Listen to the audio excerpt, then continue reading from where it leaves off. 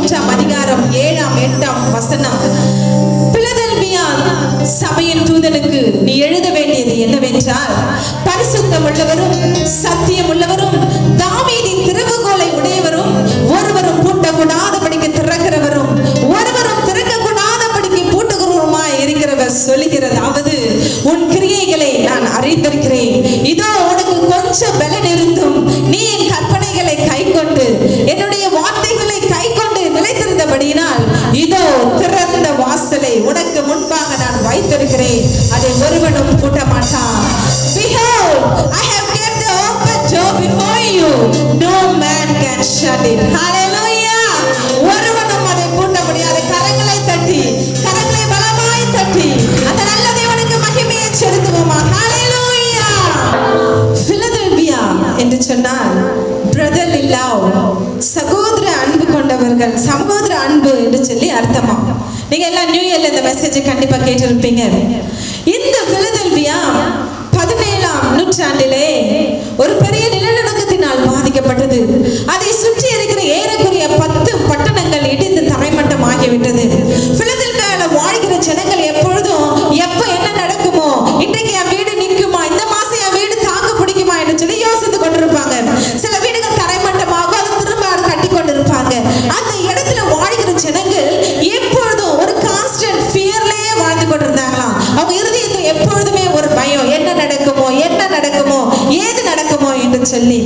ஆண்டவராகிய இயேசு கிறிஸ்து இந்த பிலதெல்பியாவுல இருக்கிற அந்த சபைக்கு எழுதும் பொழுது, அந்த தூதனுக்கு அவர் எழுதும் பொழுது, உனக்கு கொஞ்சம் பலன் இருந்தும் நீ என்னுடைய கற்பனைகளை கை கொண்டபடினால், நீ என்னுடைய கற்பனைகளை நீ கை கொண்டிருக்கிறான், உனக்கு கொஞ்சம் பலன் தான் இருந்துச்சு.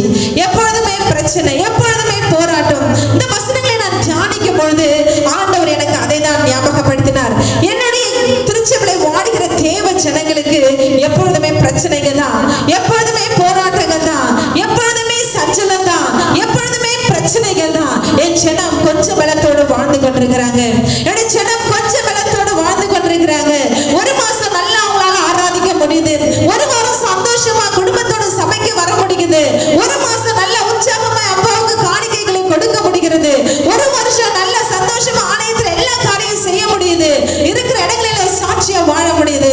ஆனா பிரச்சனைகள் வரும்பொழுது, போராட்டங்கள் வரும்போது, நிந்தைகள் வரும்போது, சூழ்நிலைகள் மாறும் பொழுது, குடிக்கார கணவன்கள், சொல் பேச்சு கேட்காத பிள்ளைகள், சுற்றி இருக்கிற சூழ்நிலைகள் மாறுபாடாய் செயல்படும் பொழுது ஜனங்கள் துவண்டு போய் கொண்டிருக்கிறாங்க. ஜனங்களால அந்த விசுவாசத்துல நிலைக்க முடியல.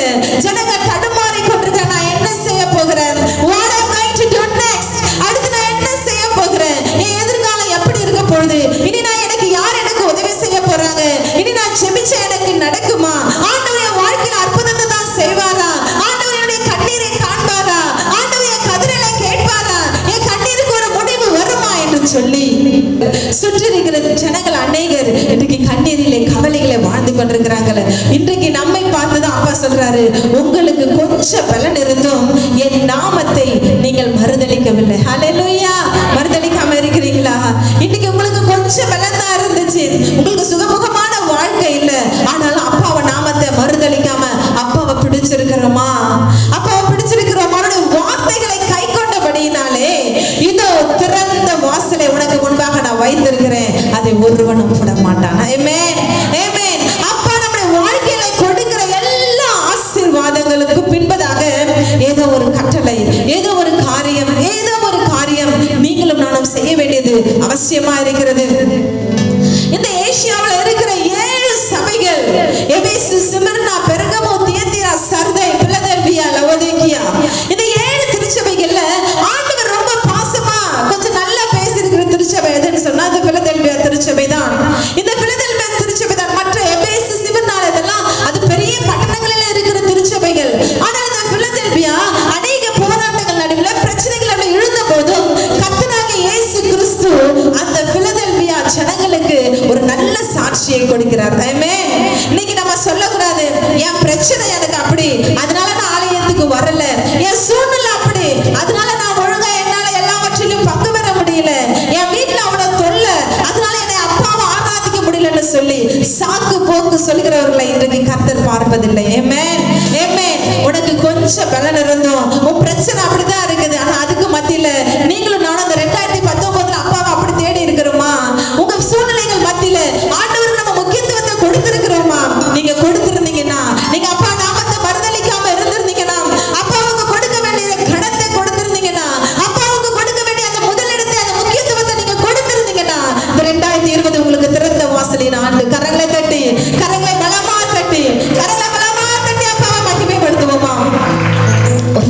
பிரியமான தேவஜனமே, நீங்க தவறி இருந்தீங்கன்னா, இல்ல 2019 என் சூழ்நிலைக்கு தான் நான் ரொம்ப முக்கியத்துவம் கொடுத்தேன், 2019 என் கண்ணீருக்கு தான் நான் ரொம்ப முக்கியத்துவம் கொடுத்தேன், 2019 என் குடும்பத்துக்கு தான் நான் ரொம்ப முக்கியத்துவம் கொடுத்தேன், என் படிப்புக்கு, என் வேலைக்கு, என் மனைவிக்கு, என் கணவனுக்கு தான் நான் ரொம்ப முக்கியத்துவம் கொடுத்தேன்னு சொன்னா, you change yourself in 2020. இந்த 2020 வருஷத்துல உங்களை நீங்க மாற்றிக்கொள்ள பழகிக் கொள்ள வேண்டும். ஹல்லேலூயா. Nobody is perfect. யாரும் 100% பேசுற நானா இருந்தாலும் கேட்கிற நீங்களா இருந்தாலும் 100% யாருமே பெர்ஃபெக்ட் கிடையவே கிடையாது. ஒவ்வொரு நாளும் விழிக்கும் போது நான் சொல்லுவேன், அப்பா இந்த நாள்ல நான் உங்களை துக்கப்படுத்த கூடாதுப்பா, இந்த நாள்ல நான் உங்களுக்கு பிரியமா இருக்கணும். A maximum of time I should spend with you, Lord. ஒவ்வொரு நாளும் நான் கேட்பேன், இன்னைக்கு என்னுடைய மேக்ஸிமமான டைம், என்னுடைய பெரும்பான்மையான நேரத்தை உங்க சமூகத்துல நான் செலவு பண்ணணும். ஒண்ணு பாட்டாவது பாடணும், ஜெபமாவது பண்ணணும், வேதமாவது வாசிக்கணும், அப்பாவு கூட இருக்கணும். சம்டைம்ஸ் எனக்கு எதுவுமே முடியலன்னு சொன்னா என் இயர்போனை வச்சுட்டு ஏதாவது ஒரு மெசேஜ் போட்டுட்டு ஏதாவது பாடல்களை போட்டு நான் கேட்டுக்கிட்டே இருப்பேன். அப்பா கூட இருக்கிறது அவ்வளோ பெரிய சந்தோஷம், அவ்வளோ பெரிய பாக்கியம். ஹல்லேலூயா. இந்த ஆஸ்திரேலியாவுல கடந்து போகும்போது அந்த திருச்சபைகள்ல என்னை ரொம்ப மெய்சிலிருக்க வைத்த காரியம்னு சொன்னா, அங்க வர ஜனங்கள் அந்த ஆராதனை டைம்ல பாத்தீங்கன்னா, இங்க நம்ம சொல்லிக்கிட்டே இருப்போம்ல, அங்க இங்க பார்க்காதீங்க, முழு இருதயத்தோட முழு ஆத்மாவோட ஆராதனை செய்யுங்க, கையை தட்டுங்க, கரத்தை உயர்த்துங்க, அங்க இங்க பேசாதீங்க, நம்ம சொல்லிக்கிட்டே இருப்போம்ல. ஆனா அங்க அந்த பிரச்சனை எல்லாம் கிடையாது. அந்த பாஸ்டர் மைக்ல அப்படி ஒரு வார்த்தை கூட சொல்லி நான் எங்கேயுமே நான் கேட்கவே இல்லை. எனக்கு ரொம்ப ஆச்சரியம். ஜனங்கள் அவங்க சின்னவங்களோ பெரியவங்களோ அந்த ஆராதனை நேரத்துல ஒருவேளை அவங்க தெரிஞ்ச பாட்டு நான் கண்களை மூடி கரங்களை உயர்த்தி பக்கத்துல இவங்க நம்மளை பாக்குறாங்களே, அவங்க நம்மளை பாக்குறாங்களே, ஒண்ணுமே கிடையாது. அப்பாவை அப்படி ஆராதிச்சாங்க. நானும் அதை கத்துக்கிட்டேன். ஹல்லேலூயா, ஹல்லேலூயா. அப்பா சமூகத்துல அந்த 100% வீட்டுல நம்ம நிறைய நேரத்துல அப்படி ஆராதிக்கிறது இல்ல. அப்பா சமூகத்துல நம்ம கூடி வரும்பொழுது அந்த முழு உள்ளத்தோடு முழு ஆத்மாவோடு அப்பாவை நம்ம ஆராதிக்கும் போது ஆண்டவர் நம்முடைய வாழ்க்கையில இறங்கி நம்ம அந்த பிரசன்னத்தை நம்மளால ஃபீல் பண்ண முடியும். இன்னைக்கு ஆராதனையில எத்தனை பேர் அப்பாவுடைய பிரசன்னத்தை உணர்ந்தீங்க? கரங்களை உயர்த்துங்க பார்க்கலாம். எத்தனை பேர் அப்பாவுடைய பிரசன்னத்தை உணர்ந்தீங்க? அது பாடுறவங்களாலேயும் மியூசிக் வாசிக்கிறவங்களாலேயும் கிடையாது. நீங்களும் நானும் அப்பா கூட இருந்தா அந்த பிரசன்னத்தை உணர முடியும். ஹல்லேலூயா. அந்த பிரசன்னத்தை நீங்களும் நானும் டேஸ்ட் பண்ணிட்டீங்கன்னு சொன்னா, அப்ப எப்பவுமே உங்களால அந்த ஆராதனையில சும்மா வேடிக்கை பார்த்துட்டு போனை நோண்டிக்கிட்டு அங்க இங்க பார்த்துட்டு இருக்கவே முடியாது. அப்பாவை முழுசா தேடணும், அப்பாவை முழுசா தேடணும். ஆண்டவர் உண்மையுள்ள கிறிஸ்தவர்களை இன்றைக்கு தேடி கொண்டிருக்கிறார். அப்பாவை 100% நேசிக்கிறவங்க, அப்பாவுக்கு முதலிடம் கொடுக்கிறவங்கள ஆண்டவர் தேடி கொண்டிருக்கிறார். இந்த 2020 வருஷம் உங்களுக்கு ஒரு திறந்த வாசலை நான் வச்சிருக்கிறேன்னு அப்பா சொல்றாரு. அதுக்குள்ள பிரவேசிக்க எத்தனை பேர் ஆசையா இருக்கிறீங்க? எல்லாரும் சொல்லுவீங்க, ஆமா என்னுடைய குடிகார கணவருக்கு இது ஒரு திறந்த வாசலா இருக்கணும், என்னுடைய வறுமைக்கு இது ஒரு திறந்த வாசலா இருக்கணும், என் பிரச்சனைக்கு இது ஒரு திறந்த வாசலா இருக்கணும், நான் பண்ற வேதனைகளுக்கும் போராட்டங்களுக்கும் இந்த 2020 ஒரு திறந்த வாசலா இருக்கணும்னு சொன்னா, இன்னைக்கு அப்பா சொல்கிற காரியம், நீங்க செபிக்கிறவங்களா துதிக்கிறவங்களா மாறிடணும். ஆமென், ஆமென். இன்னைக்கு நிறைய நேரம் நம்முடைய பிசிக்கல் பலத்தை நம்ம ரொம்ப சார்ந்து வாழ்ந்துகிட்டு இருக்கோம். நான் இத்தனை மணி நேரம் நான் உழைச்சி இவ்வளவு சம்பாதிச்சுட்டா என் கடன் எல்லாம் தீர்ந்துரும், நான் இப்படி போய் அவங்க போய் பார்த்துட்டா இதெல்லாம் முடிஞ்சிரும். ஒருவேளை உலகத்துல இதெல்லாம் ஒரு சகஜமான காரியமா கூட இருக்கலாம். ஆனா அப்பாவை அறிஞ்ச பிள்ளைங்க எப்பவுமே சொல்லணும், என்னை பலப்படுத்துகிற கிறிஸ்துவினாலே எல்லாவற்றையும் செய்ய எனக்கு பலனுண்டு. ஹல்லேலூயா. அப்பா உங்களோட கூட இருக்கணும், அப்பா உங்களோட கூட இருக்கணும். நீங்க அப்பாவை கூட இருந்தீங்கன்னா போதும், எல்லாவற்றையும் ஆண்டவர் செம்மையாய் நடத்தி முடிப்பார். என்னோட கூட வேதத்தை திருப்பிக் கொள்ளுங்கள். அப்போஸ்தலர் 16ஆம் அதிகாரம் 22ஆம் வசனத்தை தொடர்ந்து நாம் வாசிக்கிறோம். அந்த இடத்துல வாசிக்கும் பொழுது பவுலும் சீலாவும் சிறைச்சாலையில அடைபட்டு போயிருக்கிறாங்க. ஏன் அடைச்சிருக்கிறாங்க? கர்த்தருடைய நாமத்தை அவங்க அறிவிச்சதுனால, பிரசங்கம் பண்ணதுனால, அநேகருடைய நோய்களை சுகமாக்கினதுனால யூதர்களும் ரோமர்களும் சேர்ந்து அவர்களை சிறையில அடைத்து போட்டாங்க. சிறையில அடைச்சு போட்டு பவுலும் சீலாவும் சிறைச்சாலை வேத வசனம் சொல்லுகிறது, அவர்கள் உட்காவலறையிலே வைத்து தங்கள் கால்களை கழுமரத்திலே கட்டி வைத்திருந்தார்கள். நடுராத்திரியிலே பவுலும் சீலாவும் செபித்து ஆண்டவரை ஆராதனை செய்தார்கள். கரங்களை தட்டி அப்பா மகிமைப்படுத்துவோமா? நல்லா இருக்கிற அழகா ஃபேன் லைட் எல்லாம் போட்டிருக்க சர்ச்சிலே நமக்கு ஆராதனை செய்ய ரொம்ப கஷ்டமா இருக்கு. உள் காவல்ல காலை கழுமரத்துல கட்டி வச்சுட்டா நம்ம என்ன செய்வோம்? அழுதுட்டு இருப்போம், படுத்துட்டு இருப்போமா? ஆண்டவரை செபித்து துதிச்சு பாடிக்கிட்டு இருப்போமா? பவுலும் சீலாவும் அந்த பிரச்சனைகளை, அந்த சூழ்நிலைகளை ஒரு பொருட்டாவே அவங்க யோசிக்கல. ஏன்னு சொன்னா அவங்களுக்கு தெரியும், கிறிஸ்து எனக்கு எனக்கு ஜீவன், சாவு எனக்கு ஆதாயம். ஆமென், ஆமென். அப்பாவை ஏற்றுக்கொண்ட பிள்ளைங்க எப்பவும் அடிபட ரெடியா இருக்கணும். ஹalleluya. ஆண்டவரை ஏற்றுக்கொண்டிருக்கிற பிள்ளைங்க எப்பவும் ஆண்டவருக்காக மரிக்க ரெடியா இருக்கணும். எத்தனை பேர் ஆமென் சொல்றீங்க? என்ன இந்த இயேசுவை ஏற்றுக்கொண்டா எனக்கு நல்ல வாழ்வு கிடைக்கும், நான் நல்ல சுகமுகமா இருப்பேன், என் வருமெல்லாம் மாறிஞ்சு நான் பெரிய ஆளா இருப்பேன் நான் பார்த்தா இவங்க சாக சொல்றாங்களே, அப்பாவுடைய அன்பு விலையேற பெற்றது. ஹalleluya. அப்பாவுடைய பாசம் ஈடு இணை இல்லாதது. ஹalleluya. நீங்களும் நானும் வாழ்கிற காலம் மிக மிக கொஞ்ச காலம் தான். அந்த உலகத்துல பலத்தின் மிகுதியால தான் 80 இல்லைன்னா 70 or 60 அவ்வளவுதான் நம்முடைய ஆயுசு நாட்கள். ஆனா அப்பா கூட நீங்களும் நானும் 1000 வருஷம் அரசாட்சி செய்ய போகிறோம். முடிவே இல்லாத எட்டர்னிட்டி, முடிவே இல்லாத அந்த பரலோக வாழ்க்கையில நீங்களும் நானும் வாழ போகிறோம். அதற்கு இது ஜஸ்ட் ஒரு ட்ரையல் பிளேஸ் தான் இந்த உலகம். இது ஜஸ்ட் நம்ம ட்ரையல் பார்க்குற ஒரு இடம் தான் இந்த உலகம். இதற்கு நாம் அதிக முக்கியத்துவம் கொடுத்து அந்த பரலோக வாழ்க்கையை இழந்து போக வேண்டாம். இந்த பூலோக வாழ்க்கைக்கு ரொம்ப முக்கியத்துவம் கொடுத்து அந்த பரலோக வாழ்க்கையை நீங்களும் நானும் இழந்து போக வேண்டாம். கர்த்தரை எப்போதுமே துதிங்க. திரும்ப திரும்ப சொல்றேன், பிரச்சனைகள் எப்போ உங்களுக்கு பின்னாடி தான் இருக்கணும். பிரச்சனைகள் எப்பொழுதும் உங்களுக்கு, நமக்கு சில நேரம் பிரச்சனைகள் நம்மளை ரொம்ப துக்கப்படுத்தும். நம்மளால என்ன சொல்றது, சந்தோஷமா இருக்க முடியாத அளவுக்கு நம்மளை வேதனைப்படுத்தும்.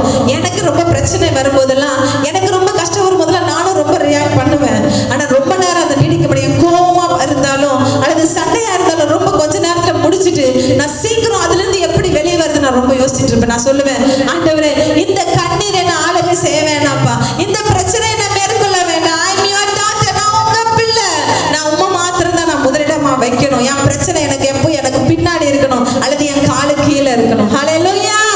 ஒரு நாளும் எனக்கு முன்பாகவோ என் தலை மீதோ என் பிரச்சனைகள் ஒரு நாள் இருக்கவே கூடாது. ஆமென். இந்த வருஷத்துல நம்ம பொருத்தனை பண்ண போறோம். அது எவ்வளவு பிரச்சனை, பெரிய பிரச்சனையா கூட இருக்கட்டும், பிசாசு ஒரு சின்ன பிரச்சனையை கூட நம்ம கண்களுக்கு முன்பதாக பெருசா மலை போல காட்டுவான். அப்படி அவ்வளவுதான், இதுல நீ மறிச்சு போயிடுவ, அவ்வளவுதான், உனக்கு எதிர்காலமே இல்லை, இனி நீ வாழவே முடியாது என்று சொல்லி ஒன்றுமில்லாத பிரச்சனைகளை எல்லாம் பிசாசு பெருசா காட்டுவேன். ஆனா அப்பாவுடைய பலன் உங்களோடு கூட இருக்கணும் சொன்னா, அப்பாவுடைய பலன் உங்களோடு கூட, அப்பாவுடைய கிருபை உங்களுக்கு போதுமானதா இருக்கணும் சொன்னா, அது எவ்வளவு பெரிய பிரச்சனையா இருக்கட்டும். வேதம் சொல்கிறது, உலகத்தில் இருக்கிறவனை விட உன்னில் இருக்கிறவர் மகா பெரிய தேவன். கரங்களை தட்டி கர்த்தரை மகிமைப்படுத்துவோமா? பவுலும் சீலாவும் சிறைச்சாலை அடைபட்டு கொண்டிருக்கிறாங்க. விடிஞ்சா அவங்கள கொலை செய்ய போறாங்க, விடிஞ்சா அவங்க மரணத்துக்கு நேரங்க போக போறாங்க. ஆனா அந்த ராத்திரியிலே அவர்களை கர்த்தரை நோக்கி ஆராதனை செய்யும் பொழுது பூமி அதிரத்தக்கதான ஒரு பெரிய நிலநடுக்கம் அந்த இடத்துல வந்து சிறைச்சாலையினுடைய கதவுகள் திறந்து கட்டுகள் எல்லாம் அருந்துதான் ஆராதிக்கும் பொழுது. ஹalleluya. இவங்க ஜெயில இருக்காங்க. சோ நான் போய் சிஎம் கிட்ட போய் ஒரு ரெக்கமெண்டேஷன் லெட்டர் வாங்கிட்டு வரேன், அது ஹோம் மினிஸ்டர் கிட்ட போய் ஒரு லெட்டர் வாங்கிட்டு வரேன்னு அவங்க யாருமே சொல்லலைங்க.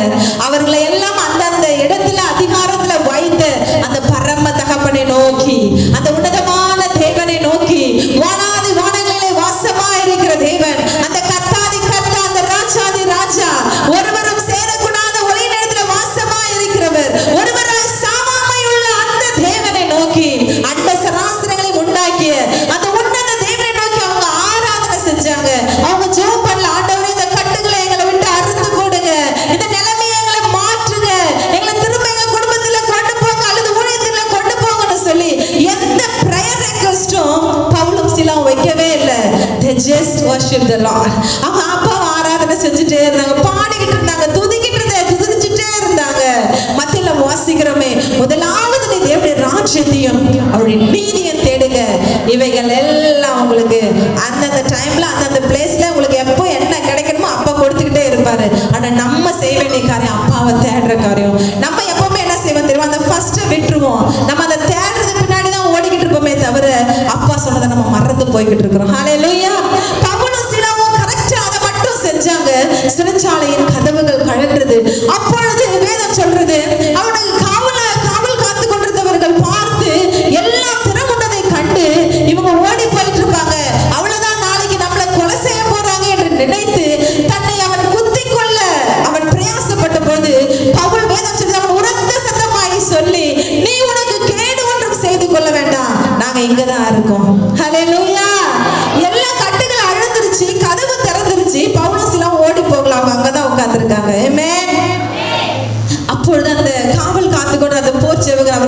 வீட்டுக்கு கொண்டு போய் அவர்களுக்கு ஆகாரம் கொடுத்து கழுவ தண்ணீர் கொடுத்த பொழுது இந்த பவுலும் சீலாவும் அங்கேயும் போய் சும்மா இல்ல, ஆண்டவரை பத்தி சொல்றாங்க. அந்த இரவே அவர்கள் மூழ்கி ஞானஸ்தானம் எடுத்து அப்பாவை ஏற்றுக்கொண்டாங்களாம். கரங்களை தட்டி அப்பாவை மகிமைப்படுத்துவோமா? கரங்களை தட்டி அப்பாவை மகிமைப்படுத்துவோமா? ஆண்டவர் உங்களை யூஸ் பண்ணணும்னு நினைச்சிட்டாருன்னா, ஆண்டவர் உங்களை பயன்படுத்தணும்னு நினைச்சிட்டாருன்னா, அப்பா உங்களை ஆசீர்வதிக்கணும்னு நினைச்சிட்டாருன்னா, திறந்த வாசல் வழியா உங்களை கொண்டு போகணும்னு நினைச்சிட்டாருன்னா, உலகத்துல எந்த கதவும் அதை அடைக்கவே முடியாது. ஹல்லேலூயா. நிறைய பேர் சொல்லுவாங்க, எனக்கு வர வேண்டியது ஆசீர்வாதம் அவன் தான் கெடுத்துட்டான், எனக்கு வர வேண்டியது பெரிய பெயர் பிரஸ்தாபம் இவங்களால போயிடுச்சு, எனக்கு வர வேண்டிய இந்த வேலை இவங்க தான் கெடுத்துட்டாங்க. No, never, no man can shut your door. Hallelujah. எந்த மனுஷனும் ஒரு காலமும் உனக்கு குறிக்கப்பட்டிருந்த வாசலை, உனக்கு குறிக்கப்பட்டிருக்கிற ஆசீர்வாதத்தை, உனக்கு வைக்கப்பட்டிருக்கிற அந்த பரம காரியங்களை ஒருவரால ஒன்றுமே செய்ய முடியாது. ஏனென்று சொன்னால் அதை உனக்கு கொடுக்கிறவர் உன்னை உண்டாக்கின தகப்பன். ஹல்லேலூயா. தாயின் கருவிலே உருவாக்க முன்னமே உன்னை பெயர்ச்சிலே அழைத்த தேவன், உள்ளங்கையில வரைஞ்ச இரவும் பகலும் உன்னை முகத்தை உற்று நோக்கி பார்த்து கொண்டிருக்கிற தேவன், அவர் நிச்சயமாய் உனக்கு குறித்ததை நிச்சயமாய் உனக்கு கொடுப்பார். ஹல்லேலூயா. ஆண்டவர் முதல்ல டிலே பண்றதுக்கு என்ன காரணம் சொன்னா, அதை பெற்றுக்கொள்ள நீங்களும் நானும் நிறைய நேரத்தில் தகுதி உள்ளவர்களா இல்ல. நீங்க இன்னும் ஆண்டவர் தகுதினா நீங்க பெர்ஃபெக்ட்டா இப்படி இருக்கணும் அப்படி இருக்கணும் அப்பா எதிர்பார்க்கலங்க. அவர் சொல்ற ஒரே காரியம், நீ செபி என்ன துதி. Amen. Very simple, very easy. அப்பாவை துதிச்சுக்கிட்டே இருங்க. இருதயத்தை மேக்ஸிமம் சுத்தமா வச்சுக்க ட்ரை பண்ணுங்க. அதுல கள்ள கபடு பொறாமைகள் கசப்பு வெறுப்பு காயம் அதெல்லாம் தூக்கி போட்டுட்டு ஒவ்வொரு நாளும் சொல்லுங்க, அப்பா சேஞ்ச் மை ஹார்ட், என் இருதயத்தை மாற்றுங்க. ரெனியூ மை ஹார்ட், என் இருதயத்தை புதுப்பிங்க ஆண்டவரே, என் இருதயத்தை புதுப்பிங்க. sanctify my heart, என் இருதயத்தை சுத்தப்படுத்துங்கன்னு சொல்லி ஒவ்வொரு நாளும் கேளுங்க. நான் அப்பாவோட பிள்ளை அப்பாவோட பிள்ளைன்னு சொல்லிக்கிட்டு நம்ம திரும்ப நம்ம இருக்கிற இடங்களிலே இருக்கிற நிலைமைகளிலே இருக்கிற அந்த காரியங்களில் நம்ம மூழ்கி இருப்போம்னு சொன்னா அதனால ஒரு பிரயோஜனம் இல்லவே இல்லை. ஹல்லேலூயா. நம்மை மாற்றிக்கொள்ள பிரயாசப்பட வேண்டும். துதித்ததினாலே அந்த திறந்த வாசல் பவுலுக்கும் சீலாவுக்கும் கர்த்தர் கொடுத்தார். இன்னொரு காரியத்தை நான் சொல்ல விரும்புகிறேன். அதே அப்போஸ்தலர் 12ஆம் அதிகாரத்தின் 5ஆம் வசனத்தை தொடர்ந்து நாம் பார்க்கிறோம். பேதுரு கர்த்தருடைய நாமத்தை அவன் உயர்த்தபடினாலே அந்த அதிகாரம் ஆரம்பிக்கும் பொழுது இப்படி சொல்கிறது, ஏரோது யூதர்களை பிரியப்படுத்தும்படிக்கு இந்த பேதுருவை பிடித்து சிறைச்சாலையில போட்டு அந்த பண்டிகை முடிந்த உடனே அவனை அந்த யூதர்களுக்கு முன்பதாக கொண்டு வந்து கொலை செய்ய வேண்டும் என்று சொல்லி சிறைச்சாலையில போட்டிருக்கிறான் ஏரோது ராஜா. பேதுரு இந்த சிறைச்சாலையில இருக்கிறான். ஆனா சிறைச்சாலையில இருக்கும்போது வேதம் சொல்லுகிறது ஏறக்குறைய 16 சோல்ஜர்ஸ், 4 காவலாய் 4 பேர்கள் அதை சுற்றி காவல் இருக்கிறாங்க. 16 போர்ச்சவர்கள் இந்த பேதுருவை காவல் காத்து கொண்டிருக்கிறாங்க. வேதம் சொல்லுகிறது பேதுரு தன்னுடைய கரங்கள் 2 சங்கிலியினால கட்டப்பட்டு இருந்து அவன் 2 தூண்களுக்கு நடுவே படுத்து, நம்மள போல ஆளு போல எவ்வளவு பிரச்சனை வந்தாலும் படுத்து நல்லா அவர் தூங்கிட்டு இருக்காரு. மறுநாள் சாக போறாரு, மறுநாள் அவருடைய கொலை செய்ய போறாங்க. ஆனா எந்த ஒரு பயமே இல்லை, படுத்து நிம்மதியா தூங்குறாங்க. ஆனா அவர் விட்டு வந்து அவருடைய சபை இருக்கு பாத்தீங்களா, அவர் பிரசங்கம் பண்ண அந்த ஜனங்கள் இருக்கிறாங்க பாத்தீங்களா, அவர்கள் வேதம் சொல்லுகிறது அன்றைக்கு ராத்திரியிலே அந்த ஜனங்கள் சபையாய் சேர்ந்த ஒரு வீட்டிலே அவர்கள் முழங்கால் படியிட்டு கர்த்தரை நோக்கி அவர்கள் ஜெபம் பண்ணி கொண்டிருந்தார்கள். ஆமென். ஹல்லேலூயா. அந்த கர்த்தருடைய தூதன் அந்த சிறைச்சாலையிலே வந்து நின்று பேதுருவை விலாவில தட்டி அவன் எழுப்பினான். பேதுரு எழுந்துக்க சொன்னாரு, எழுந்துட்டாரு. போய் உன் செப்பலை போடு, உன் சாண்டல்ஸை போடு, செருப்பை போட்டாச்சு. அங்க இருக்கிற போர்வை எடுத்து மேல போத்தியாச்சு. எழுதி பின்னாடி நடக்க ஆரம்பிச்சிட்டாரு. 1ஆம் காவல் 2ஆம் காவல் எல்லாத்தையும் கடந்து அவர்கள் சிறைச்சாலை விட்டு வெளியே போய் ஒரு தெருவு நடுக அவர்கள் நடந்து போனதுக்கு அப்புறம் தேவ தூதன் பேதுருவை விட்டு கடந்து போயிட்டாராம். அப்பொழுதுதான் பேதுருக்கு தூக்கமே தெளிஞ்சிருக்கு. ஹல்லேலூயா. நம்ம கிப்சனா இருப்பாரோ அப்பதான் தூக்கமே தெளிஞ்சிருக்கு. அதுவரையா வேதம் சொல்றது அவங்க ஏதோ கனவு போல, நமக்கு ஏதோ ஒரு கனவு வந்திருக்கு, நம்ம ஏதோ ஒரு சொப்பனம் பார்த்துக்கிட்டு இருக்கோம்னு சொல்லி பேதுரு நினைச்சாராம். அவர் அப்பதான் முடிச்சு பார்க்கிறார், ஓ ஆண்டவர் தம்முடைய தூதனை எனக்காக இங்க அனுப்பி நல்லா தூங்கிட்டு இருக்கிற என்ன, அப்பதான் அவர் எவ்வளவு டீப் ஸ்லீப்ல இருந்திருக்காரு பாருங்க. தூங்குன என்ன எழுப்பி ட்ரெஸ் பண்ணி செப்பல் போட்டு இவ்வளவு தூரம் கொண்டு வந்து விட்டுருக்காரு. இப்போ அந்த பேதுரு கடந்து போகிறான். அவன் போய் அந்த வீட்டாண்டே போகும் பொழுது ஜனங்கள் அவனுக்காக ஜெபம் பண்ணி கொண்டிருக்கிறாங்க. அவன் போய் கதவை தட்டி கொண்டிருக்கிறான். என்னை கேட்கிற தேவ ஜனமே,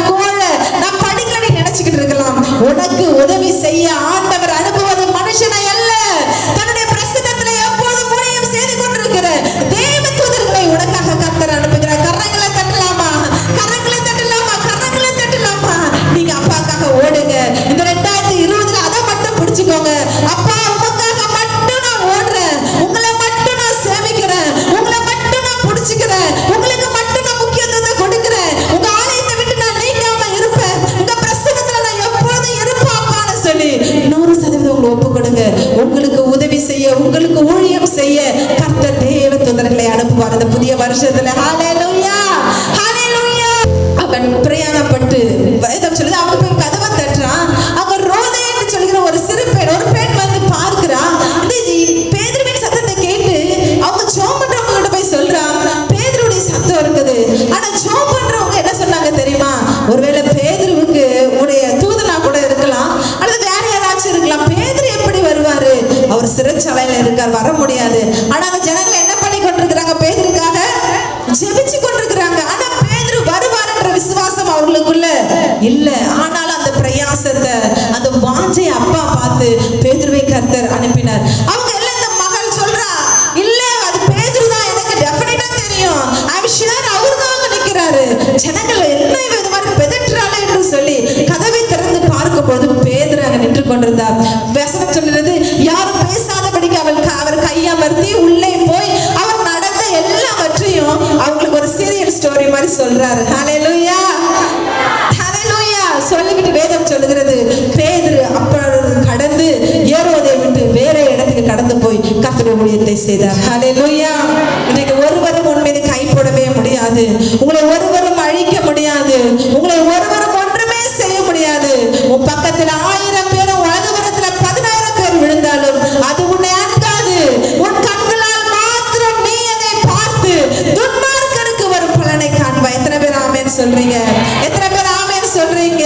யாக்கோபுக்கு விரோதமான மந்திரவாதம் இல்லை, இஸ்ரவேலுக்கு விரோதமான குறி சொல்லுதல் இல்லவே இல்லை. ஹalleluya. தகத்தை பார்த்து பயப்படாதீங்க, எலுமிச்சை பழத்தை பார்த்து பயப்படாதீங்க. எனக்கு இவங்க மந்திரம் செஞ்சு வச்சுட்டாங்க, சூனியம் செஞ்சு வச்சுட்டாங்க சொல்லாதீங்க. உங்களை தொடுவதற்கு எந்த பிசாசுக்கும் அதிகாரம் கிடையாது.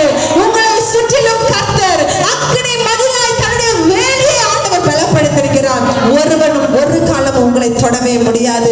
அது ஏரோது ராஜாவா இருக்கலாம், அது எப்பேற்பட்ட மனுஷனா இருக்கலாம். பேதுருவை தொடுவதற்கு அவனுக்கு அதிகாரம் கிடையாது. எப்பேற்பட்ட பலத்த சேனையா கூட இருக்கலாம். பவுலும் சீலாவையும் தொட அவர்களுக்கு அதிகாரம் கிடையவே கிடையாது. நீ கர்த்தரால காக்கப்பட்டு கொண்டிருக்கிற எத்தனை பேர் விசுவாசிக்கிறீங்க? ஆண்டவர் உங்களை எப்பொழுதும் சூழ பாளையம் இறங்கி உங்களை கர்த்தர் பாதுகாத்து கொண்டிருக்கிறார். எத்தனை பேர் விசுவாசிக்கிறீங்க?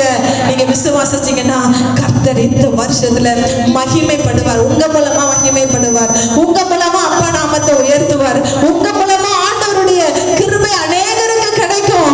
உங்க மூலமா அநேகர் ஆசீர்வதிக்கப்படுவாங்க. ஆசீர்வாதம் உனக்கு மாத்திரமல்ல, கர்த்தர் உங்களை பயன்படுத்தும் போது உங்களுக்கு, உங்க குடும்பங்களுக்கு மாத்திரமல்ல, உங்களை சுற்றி இருக்கிற ஜனங்கள் ஆசீர்வதிக்கப்படுவார்கள். ஹalleluya.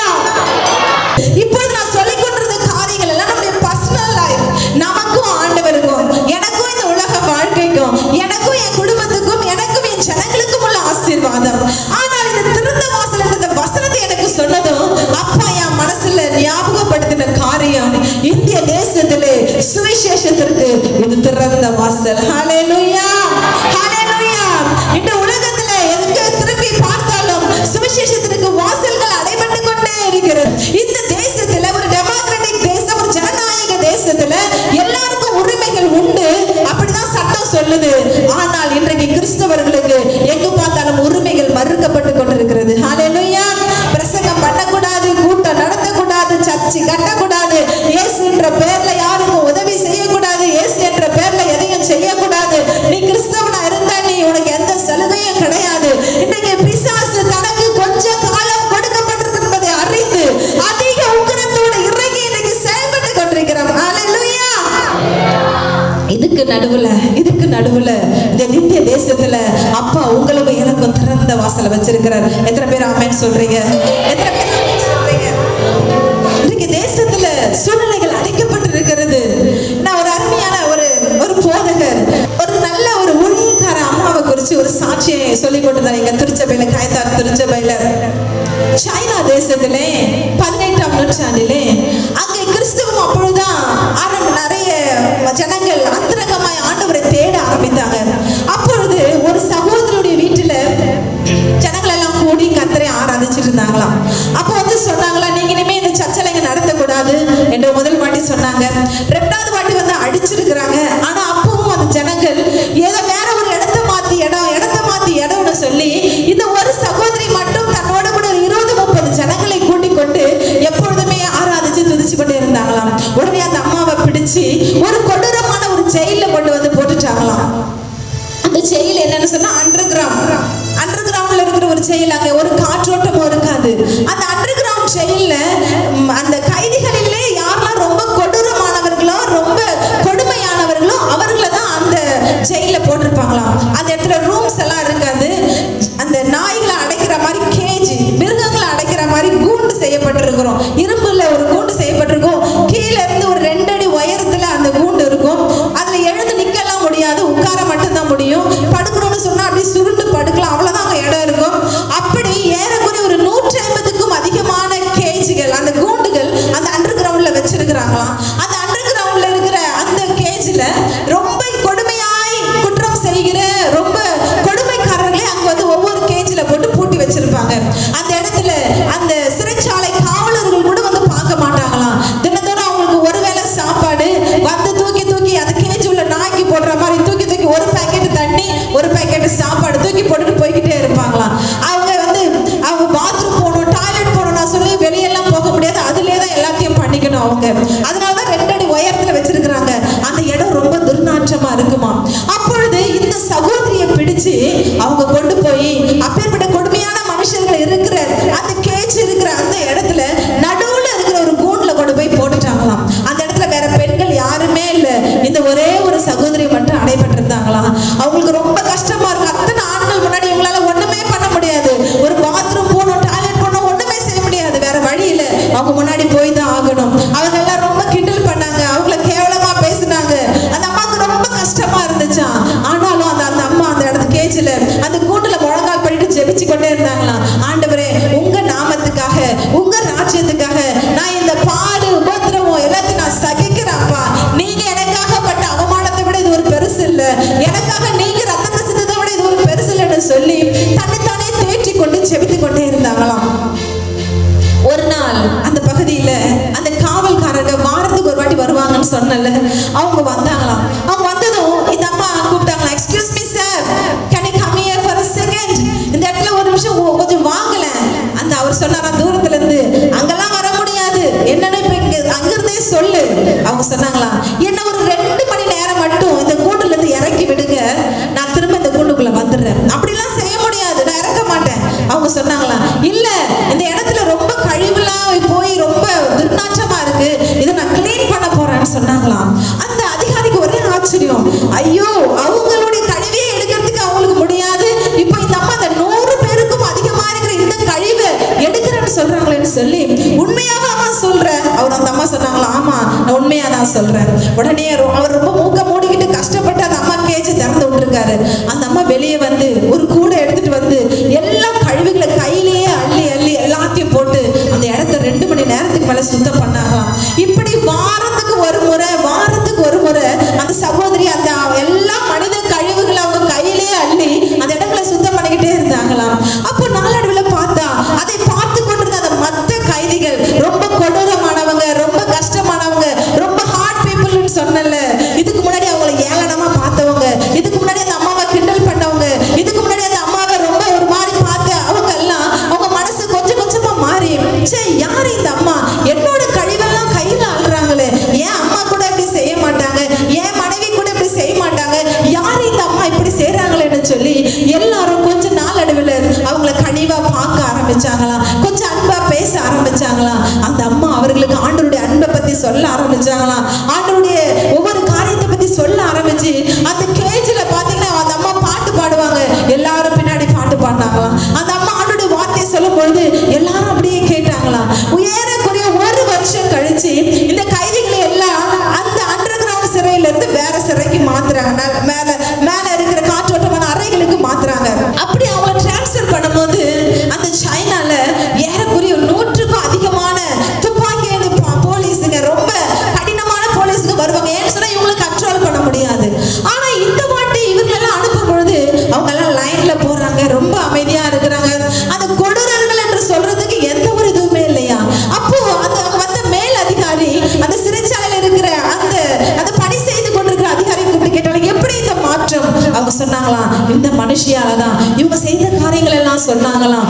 சொன்னது அந்த அதிகாரி இந்த அம்மாவை அங்கிருந்து விடுதலை ஆக்கிட்டாங்களாம். அங்க இருக்கிற அந்த ஜனங்கள் எல்லாம் அந்த கொடூரமான இதுல இருந்து மாறி ஏசப்பாவுடைய பிள்ளைகளாய் மாற்றப்பட்டாங்க. கரங்களை தட்டி கர்த்தரை மகிமைப்படுத்துவோமா?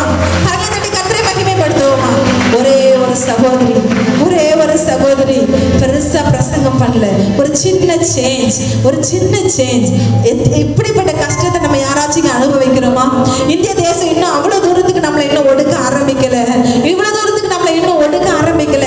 கிராமத்துக்குள்ள வராதீங்கன்னு தான் சொல்றாங்க, எங்கேயோ 2 பேரை அடிக்க தான் செஞ்சிருக்கிறாங்க, எங்கேயோ 4 ஊழியக்காரங்களை எரிக்க தான் செஞ்சிருக்கிறாங்க, எங்கேயோ ஒரு 5-6 சபைகளை அடிக்க தான் செஞ்சிருக்கிறாங்க.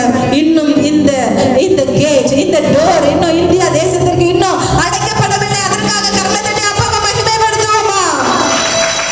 உங்களை என்னை அப்பா இங்க வச்சிருக்கிறார்ல, இந்த கிராமத்துல வச்சிருக்கிறார்ல, இந்த ஊத்துக்கோட்டை தாலுகால வச்சிருக்காருல, இந்த திருவள்ளூர் மாவட்டத்துல வச்சிருக்கிறார்ல. என்னுடைய சத்தம் கேட்கிற அருமையான தேவ ஜனமே, நீ ஒரு நாளைக்கு ஒருவரு காய்கள அப்பாவுடைய அன்பை நீங்க சொல்லி இருக்கிறீங்களா? எப்பயாச்சும் ஆண்டவருடைய அன்பை சொல்லி இருக்கிறீங்களா? இன்னைக்கு ஜனங்கள் அன்பு இல்லாம வாழ்ந்து கொண்டிருக்கிறாங்க, ஜனங்கள் அன்புக்காக ஏங்கி கொண்டிருக்கிறாங்க. எனக்கு யாராச்சும் பேச மாட்டாங்களா, எனக்கு யாராச்சும் உதவி செய்ய மாட்டாங்களா என்று சொல்லி இந்திய தேசத்தில் இருக்கிற கோடான கோடி ஜனங்கள் வாழ்ந்து கொண்டிருக்கிறாங்க. எங்க ரயில்வே ஸ்டேஷனுக்கு ஆப்போசிட்ல ஒரு ஹோட்டல்ல போய் சாப்பிட்டு நாங்க வெளியே வந்தோம். வெளியே வரும்போது அந்த ஹோட்டல் வாசல்ல வெளியில ஒரு தாத்தா, ஒரு வயசானவர் உட்கார்ந்து அப்படி அழுகிற முகத்தோட உட்கார்ந்து இருந்தாரு. என்னை பார்த்ததும் தன் கையை அப்படி கேட்டாரு. உடனே சரி என் பர்ஸ்ல இருந்து ஒரு 10 ரூபாய் எடுத்து அவர்கிட்ட கொடுத்து, ஐயா இயேசு சுவாமியை நம்புங்க, அவர் தான் உங்களுக்கு பாதுகாப்பு அப்படின்னு நான் சொன்னேன். அவர் ரொம்ப நன்றி நிலையத்தோட தலையாட்டிட்டாரு. நான் வந்துட்டேன். நான் ஒரு 10 ஸ்டெப் தான் எடுத்து வச்சுட்டு அவர் என்ன பண்றாரு, நான் திரும்பி அவரை பார்த்தேன். அந்த மனுஷன் என்னை பார்த்து தேம்பி தேம்பி அழுதுகிட்டு இருந்தாரு. எனக்கு அதுக்கு மேல நடக்க முடியல. ஏன் அழுறாரு இந்த தாத்தா? நான் திரும்ப அவர்கிட்ட போய் என்னையா ஆச்சு, என்ன? அவர் ஒண்ணுமே சொல்லல. நீங்க சாப்பிடலையா அப்படின்னு கேட்டேன். ஆமாமா பசிக்குது, எனக்கு விருதுநகர் ஊரு அப்படின்னு சொன்னார். எனக்கு ரொம்ப துக்கமா இருந்துச்சு. திரும்ப என் பர்ஸ்ல இருந்து இன்னொரு 50 ரூபாய் எடுத்து கொடுத்துட்டு நான் சொன்னேன், ஏசப்பாவை நோக்கி கூப்பிடுங்க, அவர் உங்களுக்கு பாதுகாப்பாரு, அவர் உங்களுக்கு உதவி செய்வாரு. இந்த உலகத்துல நம்ம கொஞ்ச காலம் தான் வாழ போறோம், நம்ம மறிச்ச ஏசப்பா கிட்ட போனோம், அதனால ஏசப்பாவை பிடிச்சுக்கோங்க, அவர் தான் உண்மையான கடவுள் அப்படின்னு நான் சொன்னேன். அவர் திரும்ப சந்தோஷமா சிரிச்சாரு. அப்ப நான் வரும்போது என் பொண்ணு கேட்கிறான், என்னவா மம்மி? அந்த தாத்தாக்கு என்னவா மம்மி கேட்டுக்கிட்டே இருக்கு, அவங்க சொல்றவரே விட மாட்டா. உடனே கார்ல வந்ததுக்கு அப்புறம் நான் சொன்னேன், அவங்களை யாரும் கவனிக்கல போலமா, அவங்கள விட்டுட்டு இருக்காங்க. அப்ப நான் என் பொண்ணுக்கு சொல்லி கொடுத்தேன், ஏழைக்கு இறங்குகிறவன் கர்த்தருக்கு கடன் கொடுக்கிறான், அவன் கொடுத்தது அவன் திரும்ப கொடுப்பார். சோ நம்ம எப்பெல்லாம் ஏழைகளை கஷ்டப்படுறவங்க நம்ம பாக்குறோமோ நம்ம அவங்களுக்கு ஹெல்ப் பண்ணணும். என் பொண்ணுக்கு சொன்னேன். அவன் எப்பவுமே ரொம்ப நான் என்ன சொல்லி கொடுத்தாலும் அதை உடனே பிடிச்சிக்க, உடனே செய்வா. என் பிள்ளை மனசுல அதை பதிச்சுது. எனக்கு வரும்போது எனக்கு கொஞ்சம் சந்தோஷமா இருந்தது. இன்னைக்கு என் பொண்ணுக்கு ஏதோ ஒரு நல்ல காரியத்தை நான் சொல்லி கொடுத்திருக்கிறேன். ஹல்லேலூயா. இன்னைக்கு ஜனங்கள் கஷ்டத்துல இருக்கிறாங்க, இன்னைக்கு ஜனங்கள் தேவையில இருக்கிறாங்க, இன்னைக்கு ஜனங்களை எனக்கு யாராச்சும் ஏதாச்சும் சொல்ல மாட்டாங்களா என்று ஏக்கத்தோட இருக்கிறாங்க. ஆனா உண்மை தெய்வத்தை அறிஞ்ச நீங்களும் நானும் வெட்கப்பட்டுக்கிட்டு தலை குனிஞ்சுக்கிட்டு நான் சொல்லி அவங்க கேட்பாங்களா? இன்னைக்கு ஸ்கூல்ல படிக்கிற நீங்க உங்க ஃப்ரெண்ட்ஸுக்கு அப்பா பத்தி சொல்றீங்களா? காலேஜ் படிக்கிற நீங்க எப்பயாவது ஆண்டோட அன்பை சொல்றீங்களா? வேலை செய்கிற கம்பெனியில வேலை செய்கிற அருமையான தம்பிங்களே எப்பயாவது ஏசப்பா பத்தி நீங்க சொல்றீங்களா? அருமையான என்னுடைய பெண்களே ஆண்டவரை பத்தி நீங்க சொல்றீங்களா? உங்க வெட்கத்தை தூக்கி குப்பையில போடுங்க. அப்பா சமூகத்துல வெட்கம் என்ற பேச்சுக்கு இடமே கிடையாது. ஹல்லேலூயா. எங்க வெட்கப்படணுமோ அங்க மட்டும் தான் வெட்கப்படணும். அப்பான்னு வந்துருச்சுன்னா, ஊழியோட வந்துருச்சுன்னா, சுவிசேஷம் வந்துருச்சுன்னா, அப்பாவுடைய வார்த்தை வந்துருச்சுன்னா, உன் வெட்கம் அது ஒரு பிசாசின் ஆயுதம். அதற்கு அடிமையாய் போய்விடாதீங்க. ஹல்லேலூயா. நீங்க பொண்ணுங்களை சொல்லுங்க, போய் சாட்சி சொல்லுமா, எனக்கு வெட்கமா இருக்கு, எனக்கு அப்படியே அடிச்சிடலாம் போல இருக்கும், ஆனாலும் கொஞ்சம் கட்டுப்படுத்திட்டு அடுத்த வாரம் நீ சொல்லணும். அவங்களுக்கு நான் சொல்லுவேன், வெட்கத்தை தூக்கி தூரம் போடுங்க. இன்னைக்கு தேசம் அழிவை நோக்கி போய் கொண்டிருக்கிறது. இன்னைக்கு தேசம் எங்க போய் கொண்டிருக்குதுன்னே தெரியல, என்ன நடக்குதுன்னே தெரியல. எங்க பார்த்தாலும் ஜனங்கள் சும்மாவா அன்பு இல்லாம வாழ்ந்து கொண்டிருக்கிறாங்க. அவர்களுக்கு ஆண்டவர் தேவை, அவர்களுக்கு ஆண்டவர் தேவை. இனி அருமையான தேவ ஜனமே, உன் சொந்தக்காரங்களை நினைச்சு பாருங்க. இன்னைக்கு திருச்சபைக்கு வராம இருக்கிற உன் தாய் தகப்பனை நினைச்சு பாருங்க, உன் கணவரை நினைச்சு பாருங்க, உன் மனைவியை நினைச்சு பாருங்க, இன்னும் இயேசுவை ஏற்றுக்கொள்ளாமல் இருக்க உன் உடன்பிறப்புகளை நினைச்சு பாருங்க. நீங்க பரலோகத்திலையும் அவங்க நரகத்திலையும் இருந்தா உங்களுக்கு சந்தோஷமா இருக்குமா? நீங்க பரலோகத்திலையும் அவங்க அவியான அக்கினியிலும் இருந்தா அவங்களுக்கு சந்தோஷமா இருக்குமா? அவர்களுக்காக நாம் ஜெபிக்க வேண்டாமா? அவர்களுக்காக அப்பாவுடைய வார்த்தையை நீங்களும் நானும் சொல்ல வேண்டாமா? ஆண்டவர் அதற்காக தான் உன்னை தெரிஞ்செடுத்திருக்கிறாரு, அதற்காக தான் அப்பா உங்களை தெரிஞ்செடுத்திருக்கிறாரு. நீங்க யோசிச்சு பாருங்க, உங்களை விட படிச்சவங்க இருக்கிறாங்க, உங்களை விட அறிவாளிங்க இருக்கிறாங்க, உங்களை விட பெரியவங்க இருக்கிறாங்க, இருந்து அப்பா உங்களை நம்பி அவருடைய பிள்ளையை மாற்றி இருக்கிறாரு. அப்பாவுக்கு நம்ம ஏதாச்சும் செய்ய வேண்டாமா? அப்பாவுக்கு நம்ம ஏதாச்சும் செய்ய வேண்டாமா? நமக்கு சாவு எப்போ வேணா வரலாம், இன்னைக்கே கூட சாகலாம், நாளைக்கே கூட சாகலாம். Don't worry. நம்ம எப்போ செத்தாலும் இட்ஸ் ஓகே. நம்ம எப்போ செத்தாலும் அப்பா மடியில போய் உட்கார போறோம். அதனால அதை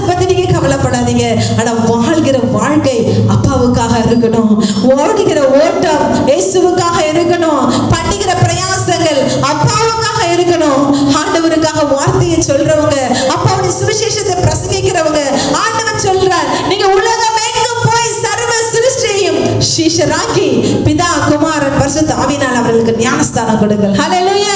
ஊழியக்காரர்களுக்கு சொன்ன கட்டளை அல்ல, பிரசங்கியாளர்களுக்கு சொன்ன கட்டளை அல்ல, எழுப்பதிலே பேசுகிற பெரிய பெரிய தேவ மனிதர்களுக்கு சொன்ன கட்டளை அல்ல, அவருடைய பிள்ளைகளா இருக்கிற அனைவருக்கும் அப்பா சொன்ன கட்டளை.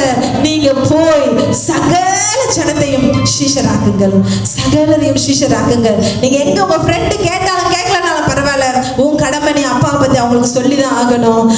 நீங்க வேலை செய்யற இடத்துல உங்களை மதிச்சாலும் அடிக்கலனாலும் பரவாயில்ல, டோன்ட் வரி அபௌட் இட். உன் கடமையை நீங்க செஞ்சிருங்க.